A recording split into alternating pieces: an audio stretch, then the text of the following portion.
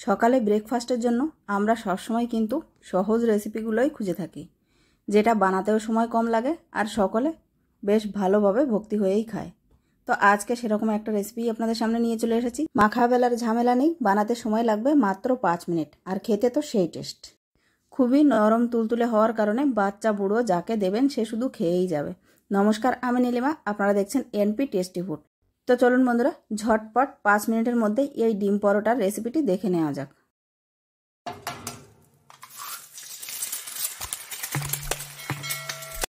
ডিম পরোটার এই রেসিপি তৈরি করার জন্য সবার প্রথমে আমি এখানে একটা বাটি নিয়ে নিয়েছি। বাটির ভেতরে 2টো ডিম ভেঙে নেব। 5 থেকে 6টা পরোটা তৈরি করার জন্য 2টো ডিমই কিন্তু যথেষ্ট। এবার এই ডিম দুটোর ভেতরে পরিমাণ মতো লবণ দিয়ে একটু ফেটিয়ে সাইড করে নেব। তো দেখুন বন্ধুরা, এখানে আমি ডিম দুটোকে লবণ দিয়ে ভালোভাবে ফেটিয়ে রেখেছি। এবার অন্য একটা মিক্সিং বোল নিয়ে নিচ্ছি। এর ভেতরে নিয়ে নেব পরিমাণ মতো ময়দা। তো আমি এখানে 4 থেকে 5টা পরোটার জন্য ময়দা নিয়ে নেব আন্দাজ মতো। এরপর এর ভেতরে দিয়ে দেব স্বাদ মতো লবণ। এই দুটো উপকরণ বেশ ভালোভাবে একটু মিলিয়ে নেওয়ার পর অল্প অল্প জল দিয়ে একটা ব্যাটার তৈরি করে নিতে হবে। এই ডিম পরোটার রেসিপিতে কিন্তু কোনো প্রকারের আটা ময়দা মাখার ঝামেলাও নেই, আর একদম ঝটপট যতক্ষণ আটা মাখতে সময় লাগে ততক্ষণেই কিন্তু এই রেসিপিটা তৈরি করা হয়ে যায়।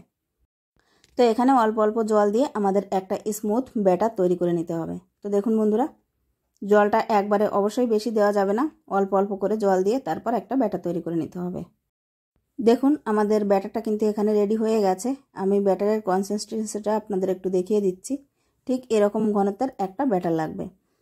ব্যাটারটা তৈরি হয়ে গেলে এর ভেতরে 3 থেকে 4 টেবিল স্পুনের মতো দিয়ে দিতে হবে সাদা তেল। এখানে তেলটা অবশ্যই দিতে হবে, তাহলে এই পরোটাটা খুব সহজে প্যানের থেকে উঠে আসবে এবং পরোটাটা বেশ সফট থাকবে।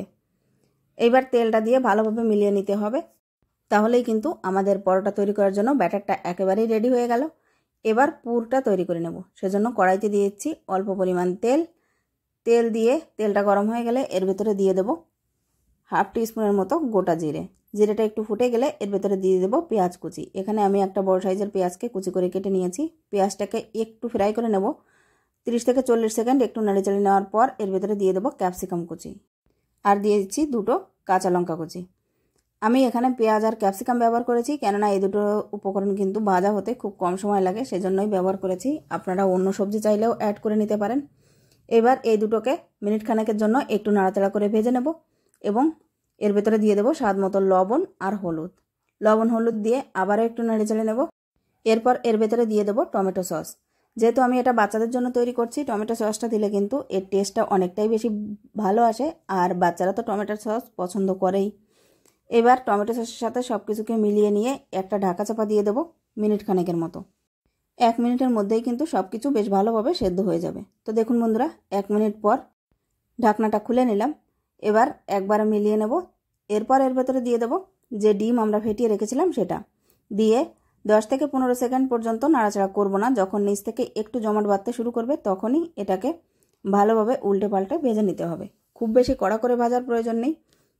ডিমগুলো ভালোভাবে জমাট বেঁধে গেলেই এর ভেতরে দিয়ে দেব গরম মশলা পাউডার এবং ধনেপাতা কুচি। এবার সব উপকরণ একসাথে ভালোভাবে মিলিয়ে নিলেই কিন্তু আমাদের ডিমের পুরটা একেবারেই রেডি হয়ে যাবে। এবার পরোটাগুলোকে ভেজে নেওয়ার পালা। তো সেজন্য আমি চুলায় একটা ফ্রাই প্যান বসিয়ে দিয়েছি। এতে 2 থেকে 3 ফোঁটার মতো তেল একটু ব্রাশ করে নেব। এই রেসিপিটা তৈরি করার জন্য খুব বেশি তেলের প্রয়োজনও পড়ে না, আর একটা পরোটা তৈরি হতে 1 থেকে 1.5 মিনিটের মতো সময় লাগে। এরপর একটা স্পুনের সাহায্যে কিছুটা ব্যাটার নিয়ে এই প্যানের ভেতরে দিয়ে দেব এবং প্যানটাকে ধরে একটু ঘুরিয়ে ঘুরিয়ে এটাকে ছড়িয়ে দেব। ব্যাটারটাকে একটু রাউন্ড শেপ দেওয়ার চেষ্টা করতে হবে, তাহলে পরোটাটা দেখতেও ভালো লাগবে আর এটা উল্টোতেও সুবিধা হবে। এবার উপরের সারফেসটা যখন একটু কালার চেঞ্জ হয়ে আসবে তখন একটা স্প্যাচুলার সাহায্যে এভাবে এক সাইড থেকে ধরে পরোটাটাকে উল্টে দিতে হবে। তো দেখুন এটা কিন্তু খুব সহজেই উল্টানো হয়ে যাবে। উপরের সাইডের কালারটা চেঞ্জ হওয়ার পরেই উল্টাতে হবে, তা না হলে এটা কিন্তু খুবই নরম থাকবে আর ভেঙে যেতে পারে। এরপর এক সাইডে ডিমের পুরটা দিয়ে দিলাম এবং অন্য সাইডটা ডিমের পুরের উপর এভাবে ঢেকে দিয়ে সাইড থেকে একটু হাত দিয়ে অথবা স্প্যাচুলার সাহায্যে এভাবে চেপে চেপে বন্ধ করে দিতে হবে। উপর থেকে 2-3 ফোঁটা তেল দিয়ে একটু ব্রাশ করে নিতে হবে এবং পরোটাটা এক সাইড থেকে হয়ে গেলে আবারও উল্টে দিয়ে অপর সাইডেও একটু তেল ব্রাশ করে নিতে হবে। দুই পাশ থেকেই পরোটা দুটোকে ভালোভাবে উল্টে পাল্টে ভেজে নিলেই কিন্তু খুব সহজেই তৈরি হয়ে যাবে পুর ভরা ডিম পরোটার এই রেসিপি। বন্ধুরা, আজকে এই মাখা বেলার ঝামেলা ছাড়া পুর ভরা ডিম পরোটার রেসিপিটি যদি আপনাদের ভালো লেগে থাকে অবশ্যই একটা লাইক করার অনুরোধ রইল। আপনাদের করা একটা লাইক আমাকে নেক্সট ভিডিও তৈরি করার জন্য অনেক বেশি মোটিভেট করে।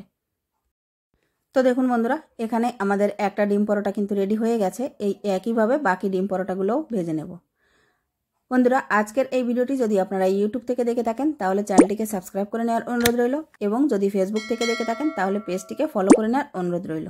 আর যারা অলরেডি সাবস্ক্রাইব করে দিয়েছেন তাদেরকে জানাই অসংখ্য ধন্যবাদ। এভাবেই আমার পাশে থাকবেন। তো বন্ধুরা, আজকে এই মাত্র দুটো ডিম দিয়ে কিন্তু আমার এখানে 4টের মতো ডিম পরোটা তৈরি হয়েছে। আরও 1 থেকে 2টোর মতো ডিমের পুর কিন্তু বেঁচেছিল। তো দেখুন বন্ধুরা, ডিমের পরোটাগুলো দেখতে কতটা লোভনীয় হয়েছে, আর এটা কিন্তু খেতেও খুব বেশি নরম। একটা পরোটা আমি আপনাদের ছিঁড়েও দেখাচ্ছি। দেখুন, পরোটাগুলো কিন্তু এভাবে ভাঁজ করে নিলে ভেঙে যাচ্ছে না, আর ছিঁড়ে নিলে এর ভেতরে শুধু ডিমের পুর ভরা। তো বন্ধুরা, আপনারাও একবার বাড়িতে অবশ্যই ট্রাই করে দেখতে পারেন মাখা বেলার ঝামেলা ছাড়া এই ডিম পরোটার রেসিপিটি। আজকের মতো আমি এখানেই বিদায় নেব। আবারও ফিরে আসবো একটা নতুন রেসিপি নিয়ে। ততক্ষণ পর্যন্ত সবাই খুব ভালো থাকবেন, সুস্থ থাকবেন। এতক্ষণ পর্যন্ত ধৈর্য ধরে ভিডিওটি শেষ পর্যন্ত দেখার জন্য আপনাদের সবাইকে অনেক অনেক ধন্যবাদ। নমস্কার।